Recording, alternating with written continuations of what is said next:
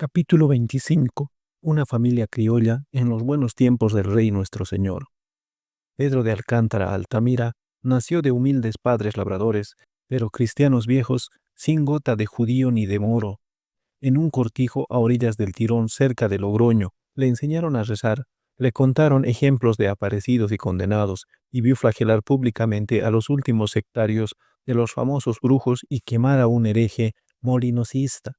A esto se redujo su educación moral. Cuando niño apacentaba las ovejas un poco más tarde, cuidó de los bueyes del cortijo y ya mozo le dieron a empuñar unas veces la azada y otras la mancera del arado.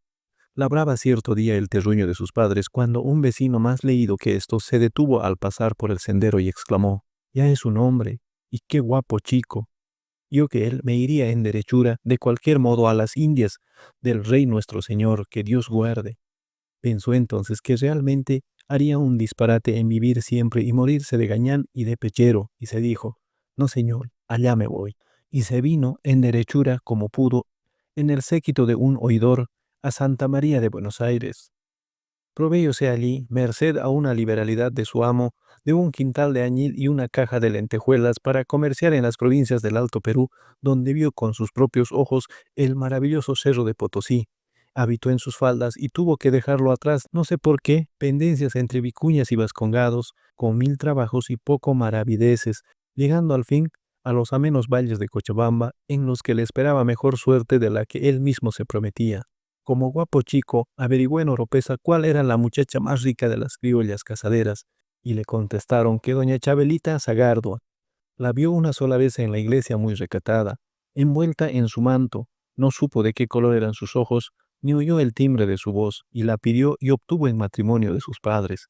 Esto que ahora sorprenderá a mis lectores era muy sencillo en aquellos tiempos para un español peninsular, porque había muchos padres que decían: «Marido vino y Bretaña de la España», y de este número eran los de doña Isabel, con el aditamento de que habiendo pedido de Vizcaya algún sobrino Sagardua para casarlo con su hija, y no llegando el novio, a pesar de que recibieron noticia de su venida hacía 2 años, creían ya que naufragó en el barco y fue preso en el galeón, por los herejes que hacían constante guerra al rey de las Españas por católico. Don Pedro era ya don desde que pisó la playa del Nuevo Mundo. Pudo haber tenido en doña Isabel una tierna y amantísima compañera, como lo son hasta ahora la de sus maridos, las ejemplares señoras de mi país, pero su orgullo peninsular no le permitía, y quiso él que fuese solamente su más solícita y sumisa esclava, sin derecho a hacerle la más mínima observación ni a merecer ninguna confidencia. Vivió en el ocio y la abundancia, retirado casi siempre en la más hermosa y cercana de las haciendas de su mujer, con respetable provisión, incesantemente renovada de los mejores cigarrillos y el más exquisito chocolate que podía mandar torcer y labrar expresamente para él, y a su presencia la humilde y resignada doña Isabel. Tuvo de ella 4 hijos que voy a nombrar por orden de su nacimiento: Pedro Alcántara, Enrique, Teresa y Carlos. Estos crecieron mimados por su buena madre, venerando de lejos después de Dios al autor de sus días, sin molestarle por sus lloros, ni gritos, ni travesuras, en frecuente trato con los criados. Solamente los domingos y fiestas de guardar los lavaban y vestían de gala, para que se acercasen a besar las manos del caballero grande, quien se sonreía a veces y se dice que algunas los acarició con una palmadita en la mejilla. Cuando por acaso llegaba a sus oídos alguna travesura de marca mayor, se limitaba a encogerse de hombros y decía: «Son criollos, ¿qué hay que esperar?». Estaba íntimamente persuadido de la inferioridad física, moral e intelectual de sus hijos. Creíaoles condenados sin remedio a ser enclenques, depravados y tontos por haber tenido la desgracia de nacer tan lejos de Logroño, en otro mundo. No os sorprendáis, lectores míos, esto era lo que don Pedro sentía y pensaba la generalidad de nuestros abuelos españoles. Cada uno de los personajes de esta historia de mi vida no es más que un tipo de las especies de hombres de mis tiempos. Pero con todo lo que don Pedro tuvo, por solo ser español en el Nuevo Mundo, no estaba satisfecho, no había nacido noble, fijodalgo. El don se lo había dado aquí de costumbre, pero lo prodigaba a todos, y él oía dárselos corrientemente entre sí a sus criadas y hasta a sus esclavos negros y mulatos. Llamándose don Clemente, doña Feliciana, nunca podría poner legítimamente un de antes de su apellido. Y qué bien hubiera sonado este entonces de Altamira. Un mayorazgo, su vecino, le suscitó un día cierto pleito sobre linderos, por fortuna, y hasta esa ligera nube de su cielo quedó despejada. He aquí de qué manera. El perito nombrado por don Pedro para una vista de ojos fue un joven licenciado cuyo nombre resonaba en toda Oropesa, por la notable circunstancia de que en la Universidad de San Javier de Chuquisaca había hecho tan prodigiosos estudios que ya no le era posible hablar más que en latín hasta para dar los buenos días y pedir agua caliente para hacerse la barba a sus criados. Decíase que era tanto su ingenio que a su novia doña Goyita, rica heredera de los Cuscurritas, le había pedido en versos latinos que nadie pudo comprender, sospechando únicamente el confesor lo que era aquello, por hallarse entre los versos palabras sacramentales. Terminada la inspección de los lugares materia de litigio, tomando don Pedro su taza de chocolate con el corredor de su hacienda, que daba un extenso huerto, el sabio licenciado le dijo poco más o menos: mi noble amigo, si yo viviese aquí, diría como el flaco, cur belle permetum Sabina. Don Pedro se sonrió para darle a entender que comprendía, y a propósito, continuó su interlocutor, ¿no ha pensado vuestra merced en fundar también un mayorazgo? Preguntó don Pedro, poniéndose en pie como impelido por un resorte y dejando caer la taza al suelo. Sí, ciertamente, ya lo tuve pensando, agregó, pero en realidad la luminosa idea que despejaba su cielo acababa de entrar en su cerebro. 2 años después estaba fundando el gran mayorazgo de Altamira. El dinero, que no conseguía un español acaudalado de la metrópoli, el dinero demostró que un antecesor de don Pedro acompañaba al mismo Cid Campeador en sus empresas contra los moros, y allanó toda dificultad con poco más o menos de sus perentorios alegatos. El mayorazgo debía ser regular conforme a las leyes del toro. La línea de sucesión quedaba establecida como la de la corona del reino, teniendo derecho a ella las mujeres a falta de varones solamente. Desde entonces la suerte de los hijos del fundador del mayorazgo quedó irremisiblemente fijada por él, como si fuera el mismísimo destino. El mayor Pedro de Alcántara recibía todos los bienes con el glorioso encargo de transmitir a la posteridad más remota el noble apellido de la familia. Enrique serviría al rey nuestro señor en las milicias, Teresa se casaría con quien quisiera tomarla por sus buenas prendas, o se la dotaría para ser monja carmelita descalza, en el convento aristocrático de Oropesa, pues el de Clarisas era el de la gente de poco más o menos. Carlos tenía el perfecto derecho de elegir entre los 6 conventos de frailes, el que más le acomodase. Todo esto se hacía sin que doña Isabel interviniese de ningún modo, porque, por Santiago, ¿qué entienden de esas cosas, ni de lo que conviene a sus hijos las mujeres? La pobre señora, que languidecía de enfermedad desconocida, desde que dio a luz a su último hijo, murió poco después por otra parte. Había cargado heroicamente su cruz sin murmurar como una santa. Sus hijos la lloraron inconsoladamente al principio, pero el tiempo que hace crecer lentamente la hierba sobre los sepulcros extiende también el velo del olvido en la memoria de los que sobreviven. Lloróla asimismo alguno que pudo hacerla más dichosa, aunque era igualmente peninsular. Habló de aquel sobrino Sagardua, que se creía perdido en los abismos del océano o en manos de los herejes. Este, que se llamaba don Anselmo, había llegado precisamente el día en que se celebraba las bodas de su novia, pero, acostumbrado a amarla antes de verla, por encargo de sus padres, la adoró sin esperanza después de conocerla. Don Pedro dice que tomó su chocolate a la hora acostumbrada al día siguiente de la muerte de su esposa y que no ocurrió lo mismo al siguiente. Dios dispuso las cosas de otra manera para don Pedro. El hijo mayor, que había nacido enfermizo y languidecía como su madre, debía morir sin llenar su gloria misión. Enrique no deseaba consagrarse al servicio de las armas, quería instruirse, devoraba todos los libros que podía llegar a sus manos. Su primera lectura seria había sido, por desgracia, la vida y hechos del almirante don Cristóbal Colón. Por el hijo de este don Fernando obtuvo, a fuerza de ruegos y de lágrimas, permiso de estudiar en Chuquisaca. Teresa no encontraba novio por sus buenas prendas, que eran nulas, y no sentía afición a ser esposa de Jesucristo. Carlos tenía aficiones artísticas y ardiente imaginación. Aprendía fácilmente la música, pintaba, esculpía, sin maestros, procurándose difícilmente modelos de escaso mérito. A estas dificultades que oponían la condición física y el carácter personal, agregó otra insuperable, un sentimiento que todo lo domina y que solo dejan de comprender rarísimas almas, como la de don Pedro, por ejemplo. Una niña huérfana, criada bajo el amparo de la santa mártir doña Isabel, casi al igual de sus hijos, resultó ser un portento de bondad y de hermosura, admirable, increíble fenómeno, según el noble señor de Altamira, porque la chica tenía sangre de Calatayud en sus venas y era hija de su mayordomo. Amábanla cuantos la veían, hasta las mujeres que siempre tenían su poquito de envidiosas, pero Teresa, que tenía más que nadie de esa pasión en el alma, odiábala de un modo que ya no es posible explicar. Veía pálida, mordiéndose sus delgados labios, saludar afectuosamente antes que a ella, a esa miserable botada. Las personas que la veían por primera vez tomaban a la una por la otra, creían que la bella joven era hija de Altamira y la poco agraciada, la huerfanita. Figuraos lo que esto haría sufrir a la hija de don Pedro, idéntica en el orgullo a su padre. Carlos amó con delirio a la huérfana. Lo mismo sucedió con Enrique. Cuando volvió de haber hecho sus estudios en la universidad, Teresa se encargó de hacer saber a sus hermanos que eran rivales. Voy únicamente a referiros dos episodios.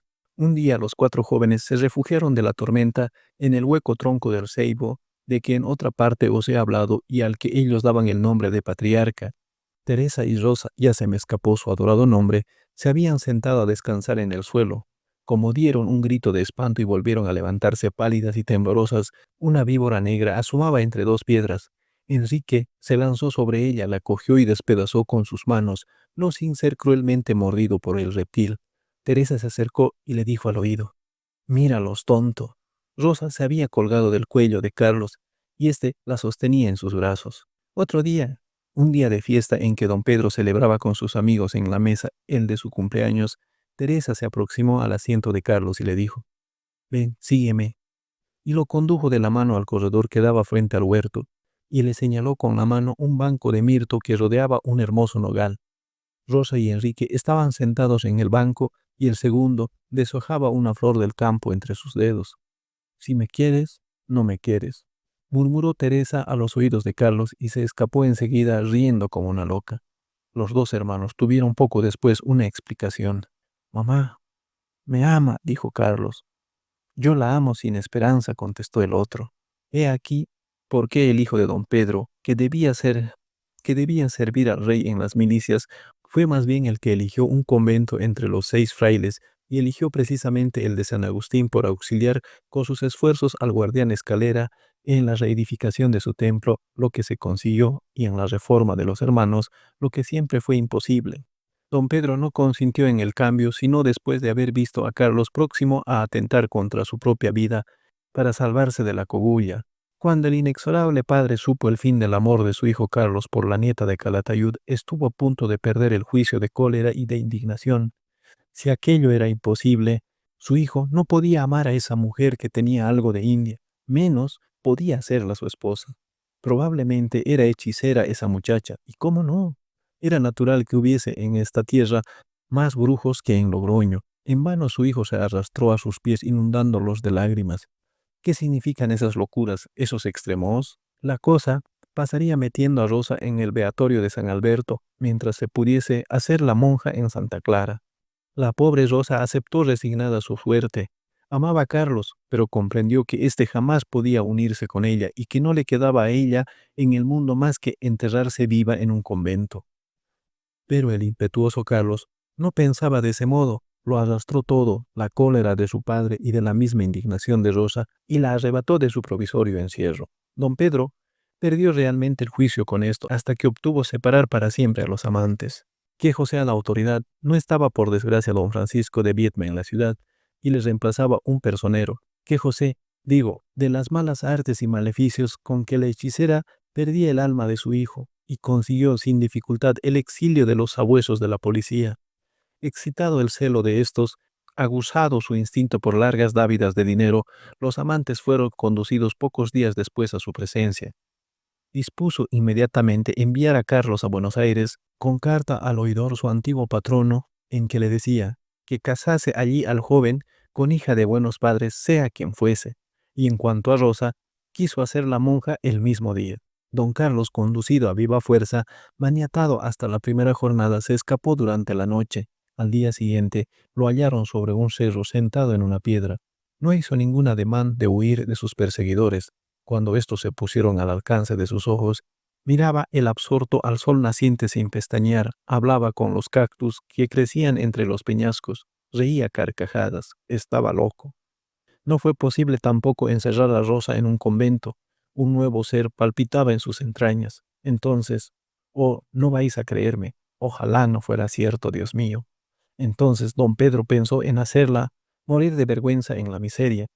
Mandó que Teresa cortase con sus propias manos los cabellos de la hechicera y que sus criados expulsasen a ésta de la casa a mediodía, con esa marca infamante que entonces daba a conocer a las mujeres perdidas. Y Teresa complació en cortar las hermosas trenzas que ella había envidiado, y cómo envidiaba todo lo demás encantos de la bruja.